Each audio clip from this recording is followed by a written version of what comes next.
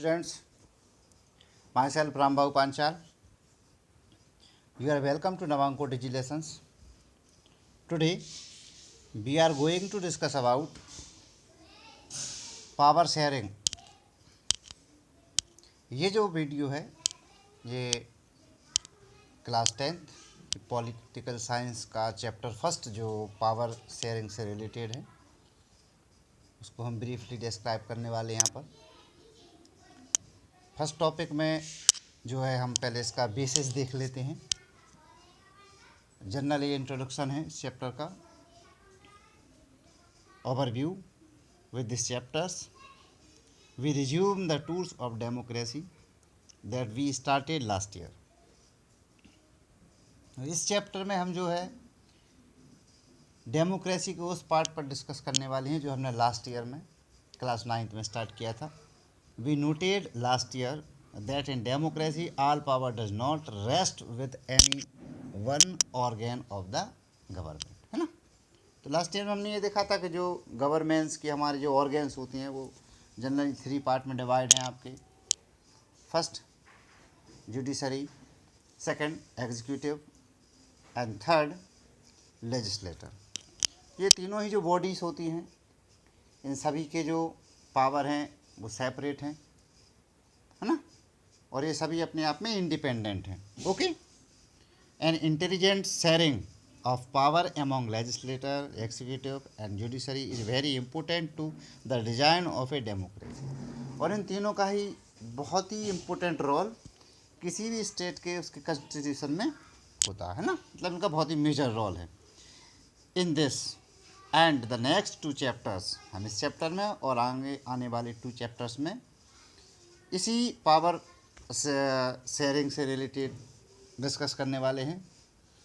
We carry these ideas of power sharing forward. We start with 2 stories from Belgium and Sri Lanka. तो starting में जो हम topic लेने वाले हैं वो बेल्जियम और श्रीलंका में के वहाँ के जो डेमोक्रेटिक्स के जो पावर्स हैं उसमें पावर का जो शेयरिंग किया गया है वो किस बेस पर किया गया है, वहाँ पर कैसी स्टोरी रही है ना, ये सभी हम इसमें डिस्कस करेंगे। Both these stories are about how democracies handle demands for power sharing. The stories yield some general conclusions about the needs for power sharing in democracy. This allows us to discuss various forms of power sharing that will be taken up in the following 2 chapters. Okay? तो हम mainly जो है power sharing से related discuss करेंगे। तो हम start करते हैं। ओके, अब हमारा टॉपिक स्टार्ट होगा। तो सबसे पहले बेल्जियम एंड श्रीलंका में पावर शेयरिंग से रिलेटेड जो प्रोसेस हुई है और उन्होंने इस प्रॉब्लम्स को कैसे हैंडल किया है ये हम देखने वाले हैं, है ना। तो power sharing between 2 state Belgium and Sri Lanka. First हम बेल्जियम से स्टार्ट करेंगे। तो पहले हम बेल्जियम का एक जनरल इंट्रोडक्शन देखेंगे कि ये कंट्री आपकी कौन से कॉन्टिनेंट में है, उसके नेबर्स कंट्री कौन कौन से हैं और वहाँ की जो पॉपुलेशन है उसका डिस्ट्रीब्यूशन देखेंगे, उसका परसेंटेज देखेंगे, कास्ट वाइज, है ना, religion wise. Belgium is a small country in Europe, smaller area than the state of Haryana, है ना। तो बेल्जियम जो है यूरोप कॉन्टिनेंट का एक कंट्री है, उसका जो टोटल एरिया है वो बहुत कम है। उसको कंपेयर किया गया हमारे इंडिया के हरियाणा स्टेट से, तो उससे भी वो कम है। It has border with French, the Netherlands, Germany and Luxembourg. तो ये उसके नेबर्स कंट्री हैं, जर्मनी है, नीदरलैंड्स है, लग्जमबर्ग है, फ्रेंच। जर्मनी एंड लग्जमबर्ग इसके नेबर्स कंट्री हैं। Okay, it has a population of a little over 1 crore. तो इसकी जो पॉपुलेशन है वो 1 करोड़ से थोड़ी सी अधिक है। About half the population of Haryana, जो कि हरियाणा की पॉपुलेशन की भी हाफ है। The ethnic composition of this small country is very complex. Ethnics complex का मतलब होता है वहाँ पर जो कास्ट वाइज जो उनका जो वेरिएशंस है, जो डिविजन्स है वो कॉम्प्लेक्स है, थोड़ा जटिल है, कठिन है। Okay, of the countries total population 59% lives in the Flemish regions and speak Dutch. जो उसकी टोटल पॉपुलेशन का 59% है वो फ्लेमिश रीजन में से बिलोंग्स करती है, और उसकी जो लोकल लैंग्वेज है, जो उनकी जो मदर टंग है, वो आपकी कौन सी है? Dutch language. ओके, इसको हम डायग्राम में देख सकते हैं। तो यहाँ पर येलो कलर जो आपका एरिया दिख रहा है, ये आपका फ्लेमिश रीजन है, और इस टोटल एरियाज में जो है डच लैंग्वेज को बोला जाता है, और उनका नंबर कितना है? 59%। Another 40% pupils live in Wallonia regions. उसके जो साउथ साइड का जो पोर्शन है वो बेलोनियस रीजन है, speaks French.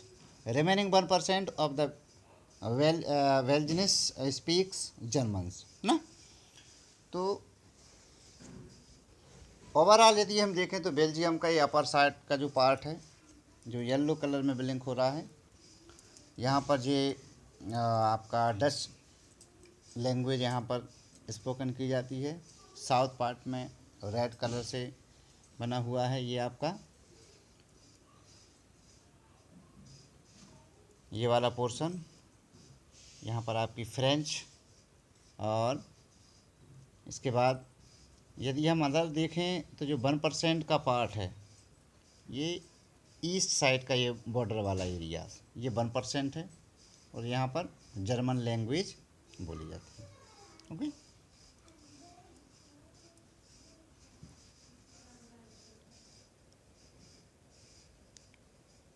Remaining 1% of the Belgians speaks Germans, वो दोनों ही भाषा बोलती हैं। In the capital city Brussels 80% peoples speak French, while 20% are Dutch speaking. यदि हम इसकी कैपिटल की बात करें जो ब्रुसेल्स है, तो अपर साइड में ये जो एरिया है ये ब्रुसेल्स यहाँ की जो कैपिटल है, ये जो कि डच स्पोकन एरियाज में है, लेकिन यहाँ पर डच बोलने वालों की संख्या ओनली 20% है, और बाकी जो फ्रेंच बोलने वालों की जो संख्या है वो 80% है।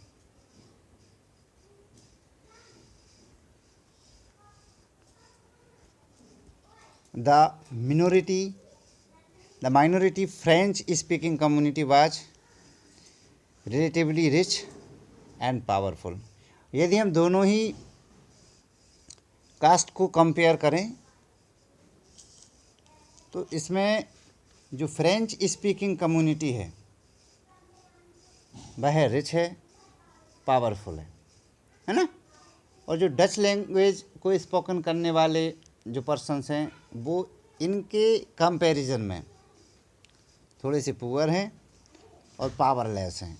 This was resented by the Dutch speaking community who got the benefit of economic development and education much later। जिनका एजुकेशन लेवल पर या इकोनॉमिक लेवल पर उनका जो डेवलपमेंट हुआ है वो काफ़ी बाद में हुआ है। This lead to tensions between the Dutch speaking and French speaking communities during the 1950 and 1960। तो इन दोनों ही कम्युनिकेशन के बीच में जो सबसे बड़ी टेंशन थी वो यही थी कि एक पोर्शन आपका ऐसा है जो रिच है और दूसरा पुअर है, और पावर शेयरिंग मतलब कॉन्स्टिट्यूशन के अगेंस्ट में जो ऑर्गन हैं उनमें पावर का शेयरिंग किस बेस पर किया जाए, ये एक टेंशन वाली बात थी। The tension between the two communities was more acute in Brussels, और ब्रुसेल्स में ज़्यादा समस्या गंभीर थी। Brussels presented A special problems. The Dutch speaking people constitute a majority in the country but a minority in the capital, है ना। तो Dutch speaking करने वाले जो पर्सन्स थे उनकी ओवरऑल बेल्जियम में उनका जो नंबर था वो तो बहुत ज़्यादा था, लेकिन जो ब्रुसेल्स वहाँ की कैपिटल है उसमें उनकी नंबर कम था, मिनोरिटी में थी। Okay, let us compare this to the situation in another country. तो ये बेल्जियम की प्रॉब्लम थी कि वहाँ का कास्ट वाइज यदि हम डिस्ट्रीब्यूशन देखें तो डच बोलने वाले और फ्रेंच बोलने वाले और कुछ पर्सन ऐसे थे जो कॉमन बोलते थे, लेकिन उनका नंबर जो बहुत कम था, ओनली 1%। अब हम सेम पोजीशन को श्रीलंका से कंपेयर करते हैं कि वहाँ पर कैसी सिचुएशन थी। Let us compare this to the situation in the another country Sri Lanka in the islands native nation. वो भी श्रीलंका एक आइलैंड नेशन है, just a few kilometres off the southern coast of Tamil Nadu. India के तमिलनाडु स्टेट के साउथ पोर्शन के बाद, coastal region के बाद, ये आपका एक स्टेट है जो नेटिव आइलैंड कहलाता है, मतलब द्वीपीय देश है। It has about 2 crore peoples, ये इसकी पॉपुलेशन है। About the same in the Haryana, जो लगभग हरियाणा के आसपास ही है। Like other nation in the South Asia regions, Sri Lanka has a diverse population. यहाँ पर भी वही प्रॉब्लम है ना, जो बेल्जियम के साथ है।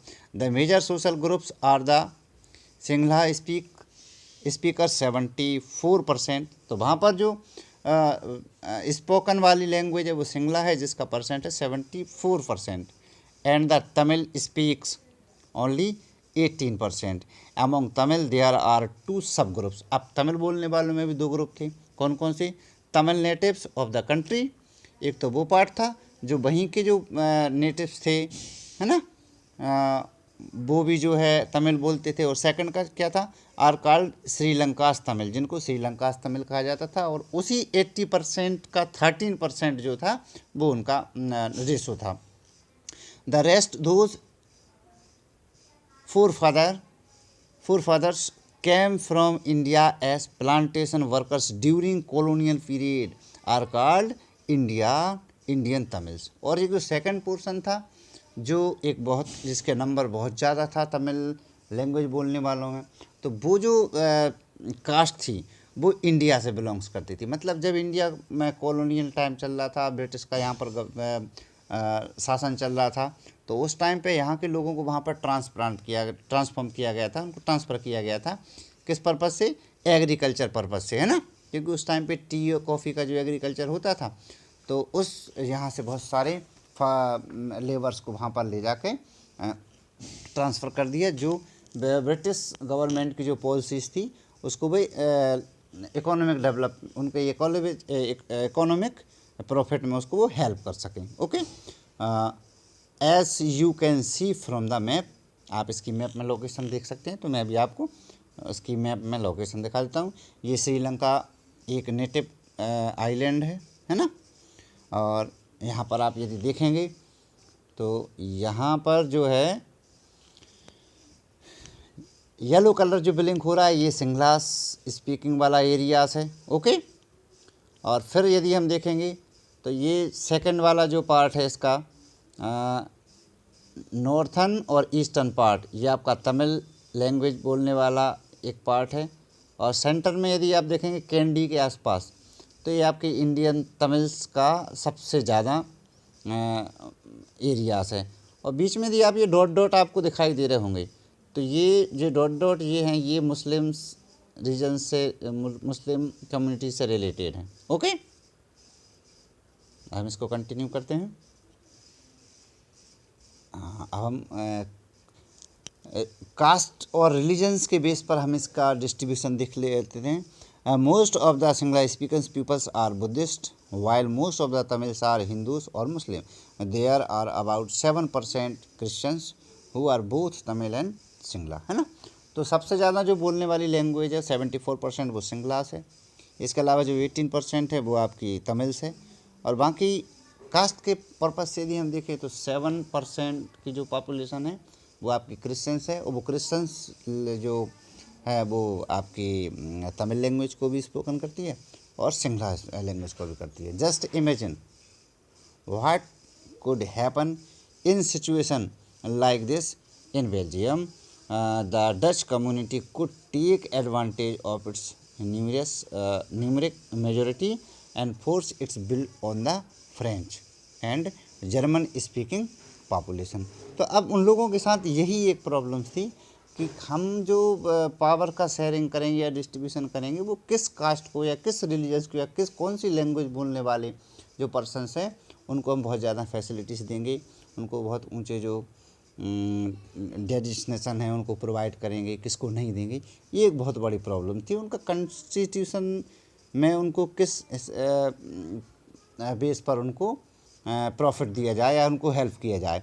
This would push the conflict among communities further, और इनको सॉल्व नहीं करने के कारण फ्यूचर में आने वाले टाइम में ये एक बहुत बड़ी प्रॉब्लम्स क्रिएट हो गई, एक संघर्ष की स्थिति जो है वहाँ पर क्रिएट हो गई। This would push the conflict among communities further, this could lead to very messy partition of the country, both the side would claim control over Brussels, है ना। तो अब ब्रुसेल्स में कौन सी सिचुएशन बनती है और श्रीलंका में क्या सिचुएशन बनती है, हम इसको आगे देख लेते हैं। In Sri Lanka the Sinhala community enjoyed an even bigger majority and could improve its will on the entire country. तो श्रीलंका में तो क्या हुआ कि जो सिंगला लैंग्वेज को स्पीक करने वाले इनका नंबर ज़्यादा था, उन लोगों ने अपनी गवर्नमेंट बना ली और ज़्यादा से ज़्यादा जो प्रॉफिट दिया गया वो इस कास्ट को या इस रीजन को प्रोवाइड कराया गया। Now let us look at what happened in both these country. लेकिन उसके बाद की कंडीशन क्या बनी और वो कंडीशन कब तक हुई, ये हम चर्चा करेंगे नेक्स्ट वीडियो में, है ना। Okay, I hope it is clear. Our video is complete. We will meet in the next video. Thanks for watching.